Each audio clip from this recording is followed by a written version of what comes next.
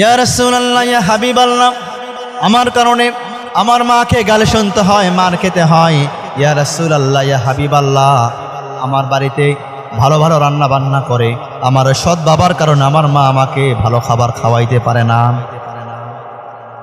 আমার মা একদিন কষ্ট করে দুঃখ ভারাক্রান্ত মন নিয়ে আমাকে বলছে, আমার সন্তান সরব, আমি তোমার হকগুলি আদায় করতে পারলাম না। আমার সন্তান, আমি তোমার আবদারগুলো মিটাইতে পারলাম না। তুমি যে আমার সন্তান, তোমার হকগুলো আমি আদায় করতে পারলাম না।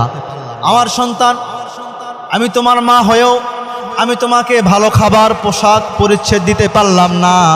আমার সন্তান, আমার মনে চায় তোমাকে আদর করতে, ভালোবাসতে, তোমার হক আদায় করতে, কিন্তু তোমার সৎ বাবার জন্য আমি পারি না। সুতরাং তুমি মুহাম্মাদের কাছে যাও, সেখানে গেলে হয়তোবা সমাধান হবে। ইয়া রাসূলুল্লাহ, ইয়া হাবিবাল্লাহ, আমার মা দুঃখ নিয়ে কষ্ট নিয়ে আমাকে বলেছে তুমি মুহাম্মাদের কাছে যাও। ইয়া রাসূলুল্লাহ, ইয়া হাবিবাল্লাহ, আমি এতিম, ছোট্টবেলায় আমার বাবা ইন্তেকাল করেছে। একটু যখন বড় হয়ে গেলাম, 6 মাস পরে আমার মা অন্যত্রে বিবাহ করেছে। আমার সৎ বাবা আমাকে দেখতে পারে না। আমার নবীজির দু চোখ খুঁজে অশ্রু বেয়ে বেয়ে পড়ছে, দাড়ি মোবারক ভিজে জমিনে অশ্রুগুলো পড়ছে, 1 ফুট 2 ফুট করে অশ্রু বেয়ে বেয়ে পড়ছে। আল্লাহর নবী ওই ছোট্ট বালককে তার বুকে জড়িয়ে নিলেন। প্রিয় হাজিরিন, আল্লাহ সুবহানাহু ওয়া তাআলা তিনি কারো ইবাদত করেন না। আল্লাহ রাব্বুল আলামিন কোনো বান্দার ইবাদত করেন না, কোনো ফেরেশতার গোলামি করেন না। আল্লাহ সুবহানাহু ওয়া তাআলা কুরআনুল মাজিদের মধ্যে বলছেন, আমার প্রিয় ভাইয়েরা, আল্লাহ সুবহানাহু ওয়া তাআলা কুরআনুল মাজিদের মধ্যে বলছেন, ইন্নাল্লাহা ওয়া মালাইকাতাহু ইউসাল্লুনা আলান নবী ইয়া আইয়ুহাল্লাযীনা আমানু সাল্লু আলাইহি ওয়া সাল্লিমু তাসলিমা। আল্লাহ রাব্বুল আলামিন, আল্লাহ সুবহানাহু ওয়া তাআলা তিনি বলছেন, এ আমার ফেরেশতারা, ইন্নাল্লাহা ওয়া মালাইকাতাহু, নিশ্চয় অবশ্যই ফেরেশতা মণ্ডলীরা, ফেরেশতাগণ নবী করিম সাল্লাল্লাহু আলাইহি ওয়াসাল্লামের উপরে দরুদ এবং সালাম পেশ করে। শুধু তাই নয়, পৃথিবীর সমস্ত মানুষেরাও নবী করিম সাল্লাল্লাহু আলাইহি ওয়াসাল্লামের উপরে দরুদ এবং সালাম পেশ করে, বর্ষিত করে।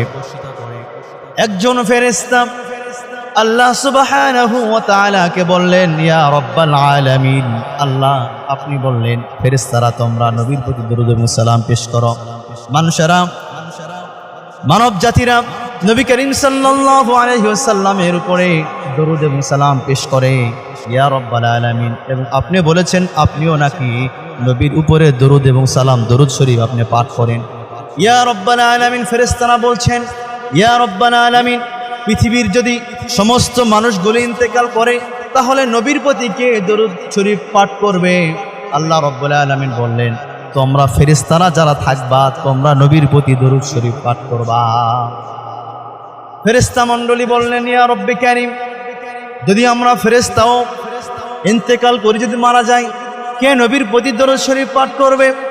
আল্লাহ রাব্বুল আলামিন বললেন, যদি সাধারণ ফেরেশতারা মারা যায়, তাহলে হযরত জিবরাইল, মিকাইল, ইসরাফিল, আরাইল, তারা এই 4 জন ফেরেশতা নবীর প্রতি দরুদ শরীফ পাঠ করবে। ফেরেশতারা বললেন, ইয়া রাব্বাল আলামিন, যদি জিবরাইল মারা যায়, মিকাইল মারা যায়, ইসরাফিল মারা যায়, তাহলে কে নবীর প্রতি দরুদ শরীফ পাঠ করবে? আল্লাহ সুবহানাহু ওয়া তাআলা তিনি বললেন, যদি জিবরাইল মারা যায়, মিকাইল মারা যায়, ইসরাফিল মারা যায়, তবে আজরাইল আলাইহিস সালাতু ওয়াস সালাম সে নবীর প্রতি দরুদ শরীফ পাঠ করবে।